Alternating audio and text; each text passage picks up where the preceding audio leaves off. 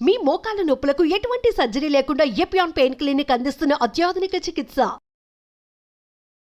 నమస్కారం అండి, నేను డాక్టర్ మోవా శ్రీనివాస్ మాట్లాడుతున్నాను, కార్డియాలజిస్ట్ని. ఇవాళ మనం అరటిపండు గురించి మాట్లాడదాం. ముఖ్యంగా షుగర్ ఉన్న వాళ్ళల్లో, మిగతా వాళ్ళల్లో సంగతి తర్వాత మాట్లాడదాం. ముందు షుగర్ ఉన్న వాళ్ళల్లో అరటిపండు తినొచ్చా అనే విషయం గురించి మనం మాట్లాడదాం. సో మీరు ఏ గుడికి వెళ్ళినా, ఫంక్షన్కి వెళ్ళినా, లేకపోతే మీరు ఇంట్లో తిన్నా అరటిపండు లేకుండా ప్రసాదాలే ఉండవు.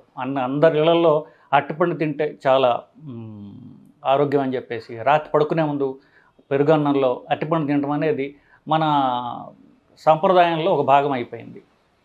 సో ఈ అరటిపండు తినడం మంచిదైతే ఎందుకు, మంచిది కాదా, దీని విషయం గురించి మాట్లాడదాం. సో ఇప్పుడు మనం సైన్స్ పరీక్ష చేసేటప్పుడు ఒక స్టాండర్డ్ అరటిపండ్లను ఒక సైజులో ఉండవు కాబట్టి 100 గ్రాముల అరటిపండు ఉన్నట్లయితే దానిలోంచి ఎంత క్యాలరీస్ వస్తాయి దాని గురించి మాట్లాడదాం. సో 100 అంటే యావరేజ్ సైజ్ అరటిపండు తీసుకుంటే అది 95 నుండి 100 క్యాలరీలు ఎనర్జీ ఇస్తుంది బేసికలీ. అంటే ఒక అరగంట పాటు మీరు ట్రెడ్మిల్ మీద నడిస్తే ఎంత క్యాలరీలు ఖర్చు అవుతాయో అది ఒక అరటిపండు కింద లెక్క.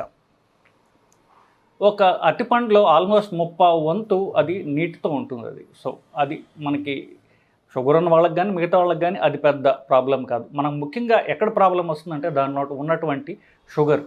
సో 100 గ్రాముల అరటిపండు ఉన్నట్లయితే కనుక దాంట్లో ఆల్మోస్ట్ ఒక 1/4 వంతు క్యాలరీస్ ఏవైతే ఉన్నాయో అది షుగర్ నుంచి వస్తాయి.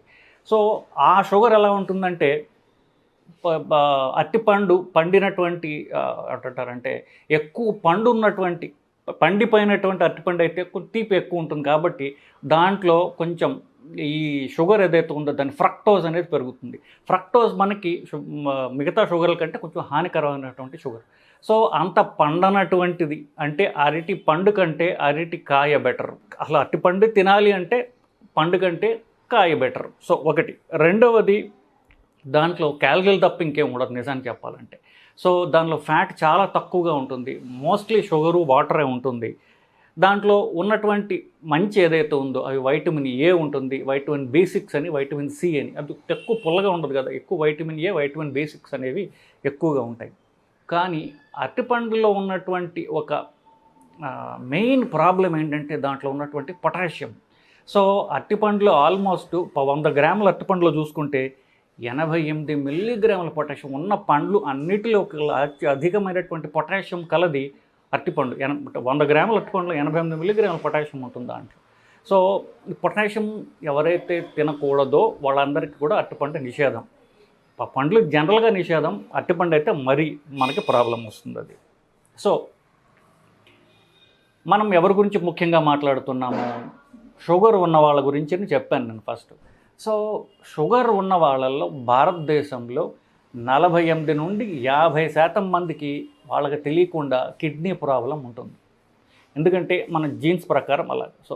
సో వాళ్ళకి తెలిసినా తెలియకపోయినా షుగర్ టైప్ 2 డయాబెటీస్ అంటారు. అంటే ఎక్కువ కామన్గా ఉన్నటువంటి సౌత్ ఇండియాలో డయాబెటీస్లో సగానికి సగం మందికి కిడ్నీ ప్రాబ్లం ఉంటుంది. కిడ్నీ ప్రాబ్లం ఉన్నప్పుడు వాళ్ళకి పొటాషియం ఉన్నటువంటి తిండి తిన్నట్లయితే కనుక కిడ్నీ ప్రాబ్లం వరుస అయ్యేటటువంటి అవకాశం ఉంది.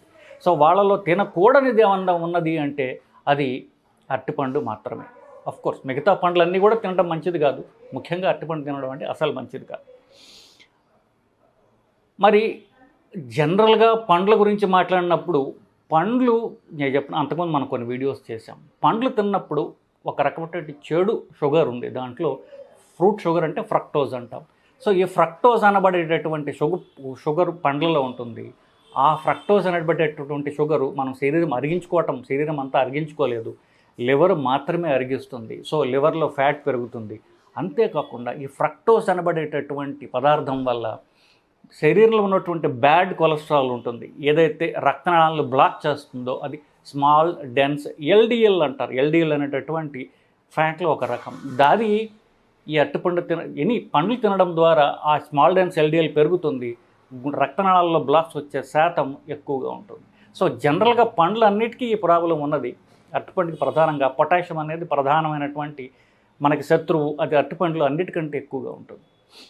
సో షుగర్ ఉన్నవాళ్ళు ముఖ్యంగా అరటిపండు తినడం అనేది అవాయిడ్ చేస్తే చాలా మంచిది. జనరల్గా నేను చెప్పినట్టుగా షుగర్ ఉన్న వాళ్ళు ఏ పండు తినడం కూడా మంచిది కాదు. ఎందుకు?